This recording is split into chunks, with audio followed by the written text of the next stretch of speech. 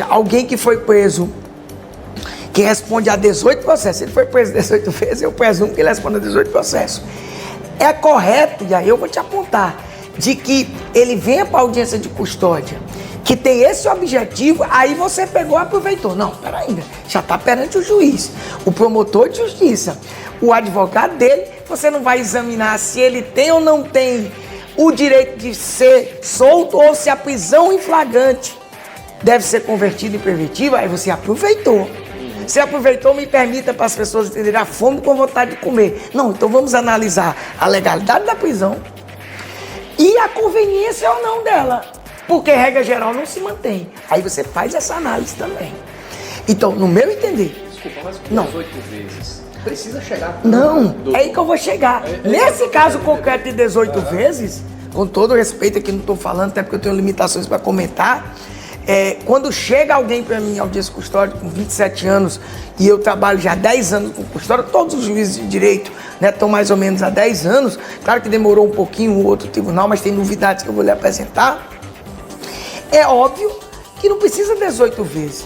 Se ele foi preso semana passada, como eu já peguei, ou semana retrasada, e ele apresentou e chegou, mesmo num crime que não é tão grave, você tem como apontar a necessidade dele continuar preso. Pela ordem pública, pela garantia da ordem pública. Porque ele está delinquindo, inclusive delinquiu semana passada, no mesmo caso, na mesma situação. Aí, se ele foi solto nessa circunstância, com todo respeito, sem apontar nada, aí é um defeito da análise do caso concreto. Tá? Não se pode colocar culpa no sistema, não se pode colocar culpa no Instituto. O Instituto é interessante, por mais que tenha crítica. Quem mais critica o Instituto? Os policiais, inclusive, as autoridades. Por quê? Porque, por exemplo, acha que vai estar invertendo a ótica, e eu não presumo que o policial, por exemplo, eu particularmente com 27 anos, ele vai torturar ou cometer maltratos com preto. Mas se ele cometer, já tem como você, inclusive, inibir essa atuação só com o Instituto.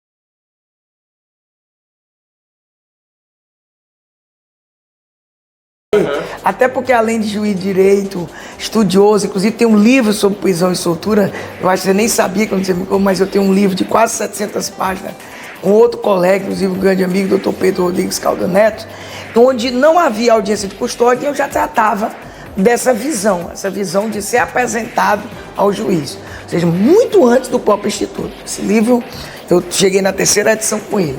Por que eu estou falando isso? Porque eu tenho outra função, né? Função associativa. Então, eu vou lhe ser sincero, eu não afirmo nunca que é um erro do magistrado. Eu afirmo categoricamente que é a análise em concreto, que ela pode não ter sido feita da forma adequada. Aí, somente o caso concreto que eu não posso comentar. Porque, repito, não precisa de 18 vezes. Vou repetir.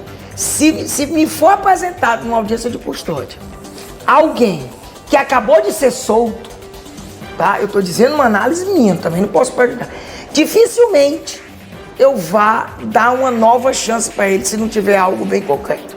Eu já parto com a tendência de que ele precisa ficar preso e que o juiz natural do processo é que vai analisar melhor isso. E sobre essa história de juiz natural, tem uma novidade muito boa para lhe apresentar, que vai amoldar tudo isso que a gente está falando dentro desses 10 anos. Você deve ter ouvido falar, não é, do julgamento famoso, e agora ele está começando a ser colocado em prática, com a visita, inclusive, do CNJ. E até matérias eu fiquei sabendo, como, por exemplo, na Bahia, já se instituiu 3 juízes de garantias, e a gente aqui no Rio Grande do Norte, até meio do ano, nós vamos ter todos os juízes de garantia feitos. O que é o juiz de garantia? Eu, por exemplo, eu sou juiz da 1ª vara de Ceará-Mirim. Olha, eu vou passar pro meu caso. Eu tenho vários processos criminais. Eu só não tenho processo criminal de violência doméstica e não tenho de júri. O resto eu tenho. Tudo. E tenho, inclusive, a competência